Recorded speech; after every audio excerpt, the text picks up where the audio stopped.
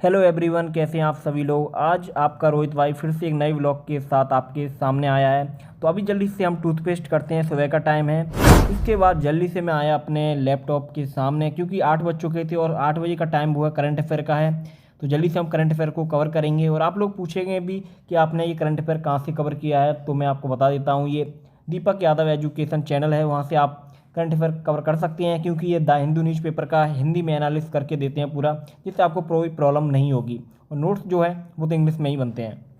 और बहुत एस्पिरेंट ऐसे होंगे जो हिंदी मीडियम से हैं और वो हिंदी में ही कंटेंट चाहते हैं करंट अफेयर का। तो वो ये और भी चैनल हैं यूट्यूब पे, जैसे ओनली आईएएस का है, पीडब्ल्यू का है, वहाँ से भी करंट अफेयर कर सकते हैं, दृष्टि का है। ठीक है, तो उसकी भी मैं वीडियो बना दूंगा।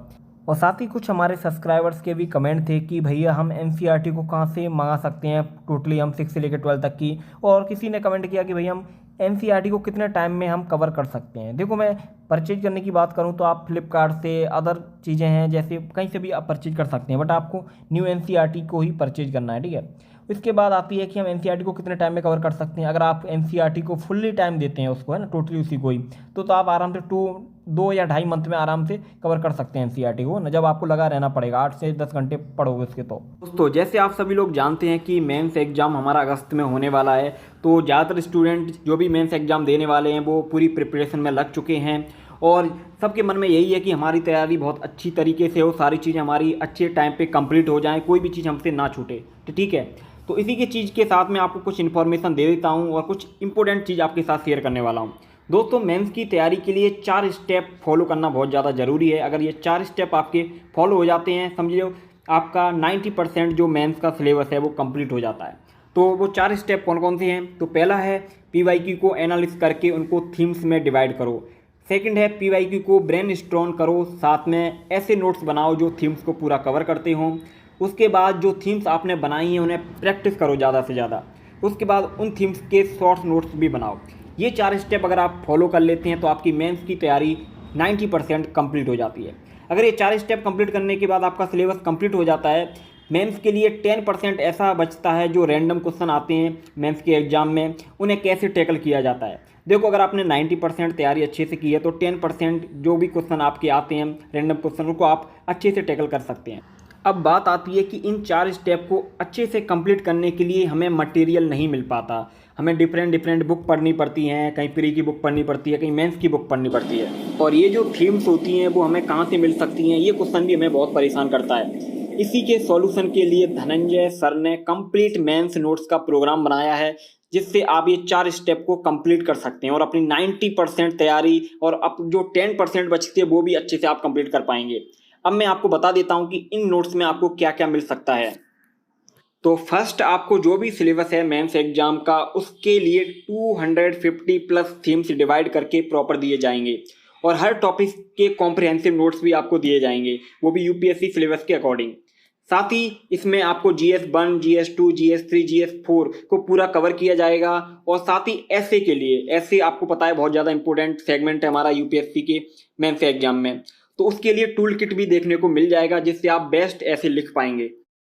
इसके साथ ही इन नोट्स में ऑल पीवाईक्यू की डेफिनेशन को भी कवर किया गया है। और एक बात मैं आपको बता दूं कि अगर आप फर्स्ट टाइम लर्नर हैं, आपने तैयारी शुरू ही की है, तो भी आप इन नोट्स को पढ़ सकते हैं। ये आपके लिए बहुत ही ज़्यादा यूजफुल रहेंगे। यदि अगर आप किसी ने कोचिंग इंस्टीट्यूट से कोचिंग लिया है तो ये नोट्स आपके लिए बहुत ही ज़्यादा फायदेमंद होंगे। आप इनको पढ़ सकते हैं और आपकी तैयारी बहुत ही एडवांस लेवल में हो जाएगी। सेकंड इंपॉर्टेंट बात इस नोट्स में आपको देखने को मिलेगी कि पीवाईक्यू की मास्टर किट आपको दी जाती है, जिसमें 2013 से 2024 तक के पीवाईक्यू शामिल हैं, जो 11 ईयर्स के पीवाईक्यू ट्रेंड और पैटर्न को एनालिस करके बनाए गए हैं। अब थर्ड नंबर पे इस नोट्स में आपको 600 जीएस प्रैक्टिस क्वेश्चन दिए गए हैं, जिसमें 150 मोस्ट प्रोबेबल क्वेश्चन GS1 से GS4 तक के हैं। अब फोर्थ नंबर पे इस नोट्स की जो हम खूबी देखते हैं, इसमें ready mode final revision pack दिया गया है, जिसमें शॉर्ट नोट्स दिए गए हैं फाइनल रिवीजन के लिए। अब बात करते हैं फिफ्थ नंबर का जो मेन पॉइंट है। इस नोट्स में accountability and self tracking tool kit भी दिया गया है, जिससे आप themes by reading, notes, answer writing and PYQ को पूरी तरीके से कवर कर सकते हैं और अच्छे से कवर कर पाएंगे। तो इसी के साथ फ्रेंड्स मैंने आपको धनंजय सर के द्वारा डिजाइन किए गए मेंस एग्जाम की नोट्स के बारे में जो भी की पॉइंट हैं वो सारे आपको बता दिए हैं, और आप जो भी पीडीएफ मेरी स्क्रीन पे देख रहे हैं उसको आप डिस्क्रिप्शन में जाके उसको डाउनलोड कर सकते हैं और सारी चीज़ें डिटेल में पढ़ सकते हैं। साथ ही आप धनंजय सर के जो यूट्यूब चैनल है फ्रीडम ऑफ धनंजय गौतम, उस पर जाके आप उनकी वीडियो देख सकते हैं और भी चीज़ें डिटेल में जान सकते हैं। और सर का जो एप्लीकेशन है फ्रीडम एकेडमी उसे भी आप चेकआउट कर सकते हैं। और सर के द्वारा बनाए गए इन नोट्स का जो अभी प्राइस है ओनली 1999 है, तो आप जल्दी कर सकते हैं। और ये जो ऑफर है ओनली 100 स्टूडेंट के लिए ही है। तो जितनी भी इन्फॉर्मेशन है सारी मैंने डिस्क्रिप्शन में दी है, तो आप इन्हें चेकआउट करें और आपकी मेंस की तैयारी बहुत ही एडवांस लेवल में होगी, तो आप जल्दी कर सकते हैं। और एक डाउट और क्लियर कर दूं आप लोगों का, आप लोग पूछते हैं कि भैया जो करंट अफेयर है हमको कितना पढ़ना चाहिए, तो मैं कहता हूं 1 या 2 साल तक का करंट अफेयर कर लो, वही सबसे अच्छा रहेगा आप लोगों के लिए। तो हमारा सेशन स्टार्ट करने के बाद मेरे कपड़े जो थे बहुत ज़्यादा इकट्ठे हुए थे धोने के लिए, और आपको पता है कि मैं कपड़े डेली डेली धो लेता हूँ, बट कभी कभी मन करता है कि यार नहीं धो पाता, तो इकट्ठे हो जाते हैं बहुत ज़्यादा।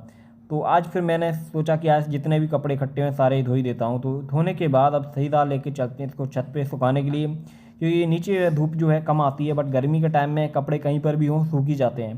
तो अभी ये हमारा छत, और देख सकते हैं कितना धूप है बाहर, बहुत ही ज़्यादा धूप है। टेम्परेचर दिल्ली का तो वैसे भी हाई रहता है, और अभी तो स्टार्टिंग ही है गर्मी की, जब मई जून का महीना पहुँचेगा तो क्या ही हाल होगा। कपड़ों को छत पे डालने के बाद आपके भाई ने जल्दी से 200 का नोट लिया, और उसके बाद जल्दी चल देते हैं बाहर। तो गैस कीजिए मैं क्या लेके आने वाला हूँ, आपको तो पता ही होगा। तो जल्दी से चलते हैं बाहर शॉप से और कुछ लेके आएंगे। और अभी गर्मी का टाइम है, तो सबसे पहले तो आइस क्यूब भी लेना है ना, तो आइस क्यूब भी लेंगे। तो सबसे पहले मैंने जो सामान है वो पैक करा लिया है, नमकीन है, बिस्किट है, वो भी चीज़ें मैं दिखाऊंगा क्या क्या लेके आया हूँ इसमें, है ना। साथ ही मैंने आइस क्यूब का पैकेट भी ले लिया, क्योंकि भाई गर्मी इतनी है कि पानी जो है रूम में वो गर्म पड़ जाता है, और फिर पीने का मन नहीं करता, और प्यास लगती है पी लो, बट मन नहीं भरता पानी पी के। तो ये है आइस क्यूब, इसको हम डाल देंगे उसमें, पूरा पूरा टाइट पड़ गया है। तो अभी क्या लेके आया हूँ, नमकीन है, दूध का पैकेट है, ये हैंड वॉश है हमारा ख़त्म हो गया था, सर्फ का थैली है, और बिस्किट है, और वही सर्फ की थैली वही है, और ये है हमारा आइस क्यूब। तो आइस क्यूब को हम जल्दी से डालेंगे इसमें, पानी में जो भरा हुआ है हमारा इसमें, ठीक है। इसके बाद हमारा पानी जो हो जाएगा ठंडा, और हम आराम से ठंडे पानी पी के रिलैक्स होके काम करेंगे अपना।